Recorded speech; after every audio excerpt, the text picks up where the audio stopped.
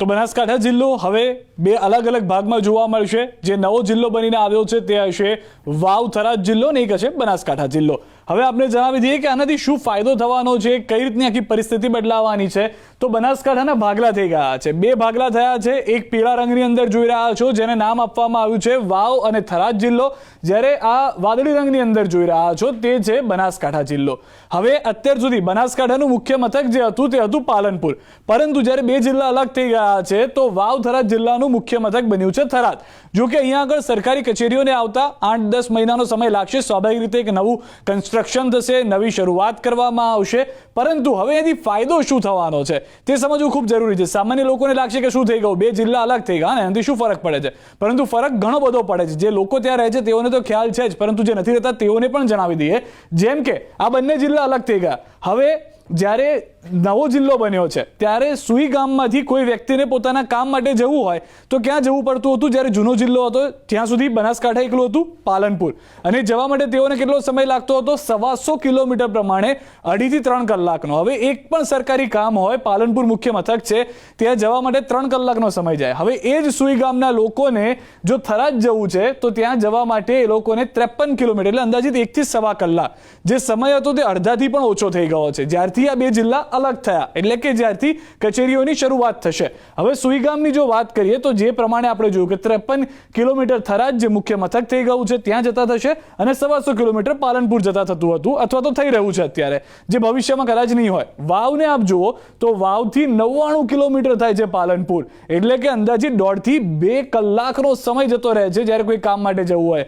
હવે વાવથી થરાદ થાય છે 13 કિલોમીટર, અંદાજિત 15-20 મિનિટમાં પહોંચી જશે, કામ પતી જશે। જે 1.5-2 કલાકનો જેટલો સમય જતો હતો તેટલો નહીં થાય। થરાદ જે લોકો હતા તેઓને જવામાં 89 કિલોમીટરનો સમય એટલે કે 1.5 કલાક તેમાં પણ જતો રહેતો હતો, અથવા 2 કલાક પણ થઈ જાય। હવે થરાદના લોકો થરાદમાં જઈ ત્યાં જ કચેરી છે, ત્યાં જઈને જ કામકાજ કરી શકશે, સમયનો બચાવ થઈ જાય છે। કેટલીક વખત પોતાના જે વ્યસ્ત કામમાંથી નીકળવું હોય છે, આર્થિક રીતે પણ તેમાં ઘણીવાર નુકસાની થતી હોય છે, તેમાંથી પણ તેઓને ફાયદો મળી ગયો। જેમ કે ધાનેરાથી પાલનપુર તમારે આવવું હોય તો 61 કિલોમીટર થતું હતું, એટલે કે અંદાજિત 1.25 કલાકથી 1.5 કલાક થતું હતું।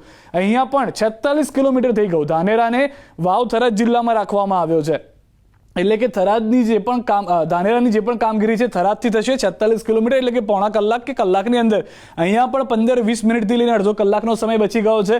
કાંકરેજવાળી પબ્લિક અથવા તો કાંકરેજવાળા જે લોકો છે તેઓ માટે થોડો જિલ્લો બદલાયો, તેમાં એટલો ફરક નથી પડતો, કારણ કે કાંકરેજથી પાલનપુર પણ 59 કિલોમીટર થાય છે અને કાંકરેજથી થરાદ પણ 59 કિલોમીટર થાય છે। પરંતુ જ્યારે જિલ્લા બદલાય છે ત્યારે જે લાભ થતા હોય છે તે તાલુકા પ્રમાણે અહીંયા લાભમાં કાંકરેજને ફાયદો થાય તેવી શક્યતા છે।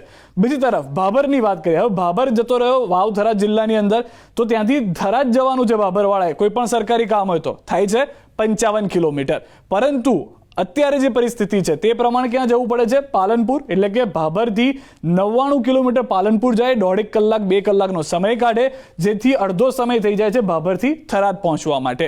બે જિલ્લા અલગ થવું તેનાથી ભૌગોલિક રીતે તો ફાયદો થઈ જ રહ્યો છે, પરંતુ ત્યાંની જે વસ્તી છે, ત્યાંના જે લોકો છે તેઓને પણ ફાયદો થઈ રહ્યો છે।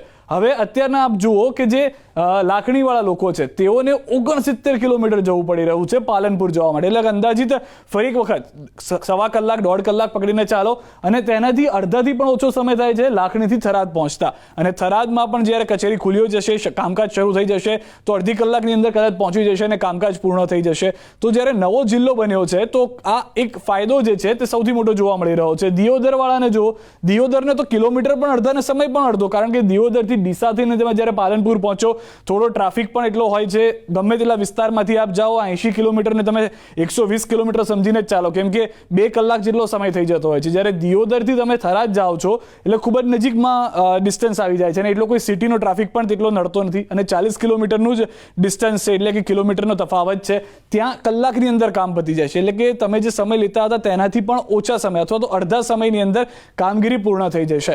પરંતુ આ તમામની વચ્ચે જે સૌથી વધારે મહત્વની વાત છે, જે મેં આપને જણાવ્યું તે પ્રમાણે, કે થોડો સમય લાગશે। થરાદની અંદર બધી કચેરીઓ બનશે, કચેરીઓ બન્યા બાદ ત્યાં કામકાજ શરૂ કરવામાં આવશે અને તેમાં થોડો સમય લાગી જશે, પરંતુ આ તમામની વચ્ચે હવે આટલા જે છે તે તાલુકાઓ અલગ અલગ હશે। કયા કયા છે એક વખત આપને જણાવી દઈએ કે જે બનાસકાંઠા છે, બનાસકાંઠા જિલ્લાની અંદર પાલનપુર કે જે મુખ્ય મથક તરીકે ત્યાં આગળ હશે, તેની સાથે કયા કયા હશે? તો વડગામ, દાંતા, અમીરગઢ, દાંતીવાડા, ડીસા, 1, 2, 3, 4, 5 અને 6 જે બનાસકાંઠાના મુખ્ય 6 તાલુકાઓ હશે જિલ્લાની અંદર.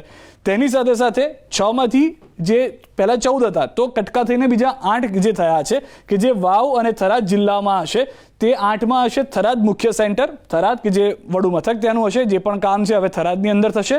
તેની સાથે બીજા જે 8 તાલુકાઓ છે ભૌગોલિક રીતે પરિસ્થિતિ થોડી સેમ જ છે પરંતુ તાલુકાઓ વધારે છે જેમાં વાવ ત્યાં આપ જોશો જે બોર્ડર એરિયામાં છે, ત્યારબાદ સુઈગામ એક બોર્ડર એરિયાવાળો વિભાગ છે, ત્યારબાદ ભાભર, દિયોદર, કાંકરેજ અને લાખણી અને આની સાથે ધાનેરા.